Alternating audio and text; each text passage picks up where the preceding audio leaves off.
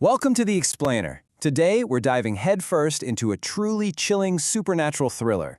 You know the setup, right? A family packs up, moves to a new city, hoping for a fresh start. But instead of a warm welcome, they drive straight into a generational nightmare that's basically been sitting in the dark, waiting for them. It's wild. This is exactly what happens to a guy named Viren and his teenage daughter, Natasha.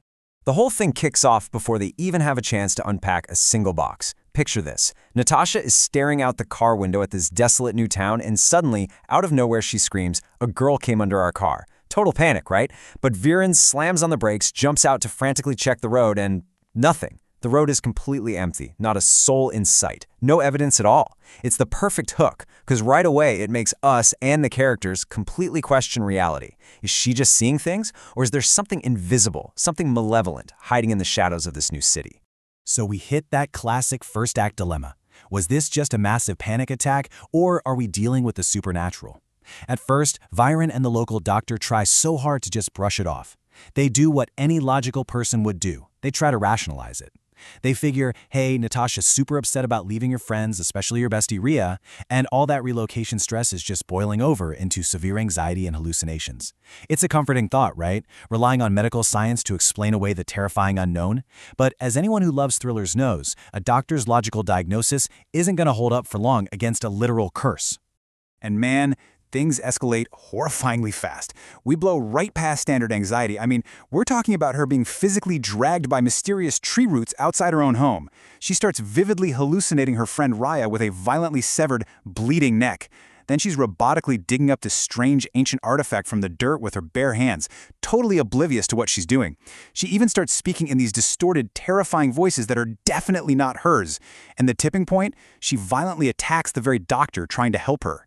So yeah, that medical diagnosis is completely dangerously wrong, and the situation is in an absolute freefall.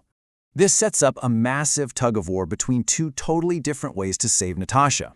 In one corner, you've got Viren and the doctor clinging for dear life to logic. They're chalking it all up to high anxiety, saying she just needs rest and some anti-anxiety meds. But in the other corner, you have Maya, the owner of the property they just moved to. And Maya sees exactly what's going on. She tells Viren straight up, a powerful dark entity is eating your daughter from the inside out. Her solution? Immediate supernatural intervention. And as Natasha gets worse and worse, Viren has to face the music. The pills aren't working. He literally has no choice but to listen to Maya. Let's move into Section 1, a century-old curse, the dark history. So, a sinister mark randomly appears on Natasha's hand, which forces them to track down Viren's estranged father.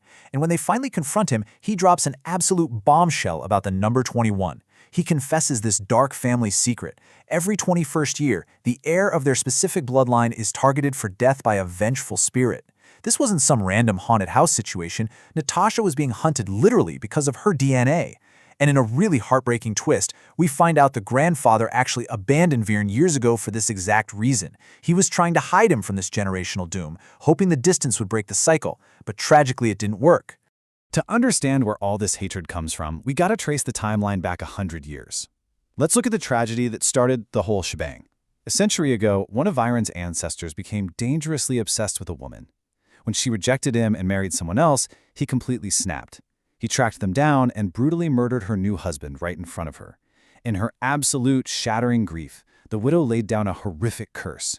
She swore that just as she was forced to watch her family be destroyed, the murderer's bloodline would suffer forever, losing their heirs every 21 years to her restless, vengeful spirit. It's a classic, devastating example of the sins of the past exacting a heavy generational toll. Now for Section 2, Destroying the Necklace, the final stand. The grandfather reveals that this spirit is actually tethered to a physical ancestral necklace. But there is a massive, terrifying catch about when they can actually destroy it. It turns out tonight happens to be Amavasya, the night of the new moon. Now in Hindu lore, this is the exact time when dark spirits are at their absolute peak power. So it's a total double-edged sword. Yes, the spirit is finally strong enough to fully consume Natasha tonight, but it's also the one and only window of time where destroying that physical tether will permanently break the curse.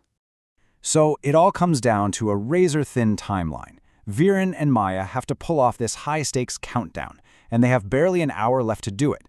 Step 1. Physically find this decaying, abandoned ancestral house in the dark. Step 2. Totally ransack the place to locate the specific haunted necklace binding the spirit. And step 3, burn it to ashes before the clock strikes midnight. And remember, all of this is going down while the entity is actively, violently trying to kill Natasha back at the house. It is a pure, nail-biting race against time. And this leads to a wildly chaotic climax. Viren and Maya finally find the necklace, they douse it in flames, and right at that moment, the spirit physically manifests in front of them to stop the ritual. It literally screams at them, bragging that for centuries this family has always lost to it. It mocks Viren, telling him he's completely powerless to save his daughter. But down to the absolute wire, pushing through these crazy supernatural attacks, Viren desperately shoves the necklace into the fire. The spirit shrieks in agony as its tether burns to ash, seemingly breaking the century-old curse once and for all. Viren collapses, totally victorious. But hold on, let's look at Section 3, an endless loop, the terrifying twist. You'd think the heroes won, right? The curse is lifted, they can finally live in peace, but this is where the story rips the rug right out from under you. Just as the fire consumes the necklace and the spirit screams its last breath, Viren suddenly jolts awake. He's back in the driver's seat of his car. He turns to his wife and says the exact same line from the first minute of the story, that he was transferred here. And then, from the back seat, Natasha screams that exact same phrase, "A girl came under our car." The script just immediately resets. Every single terrifying thing we just broke down is presumably about to happen all over again. Which leaves us with this final, absolutely chilling question. Was everything Viren just fought through merely a horrifying premonition, just a warning of the doom waiting for them in this new town? Or, far more terrifyingly, did the vengeful spirit actually win in the end, trapping this family forever in an inescapable supernatural time loop where they have to relive their own destruction for all eternity? It's such a brilliant, haunting ending that forces you to rethink the entire timeline we just explored. Well, thank you so much for joining me for this explainer. I really hope this breakdown sparked your curiosity and leaves you wanting to explore even more intricate supernatural thrillers. Stay curious out there, and I'll catch you next time.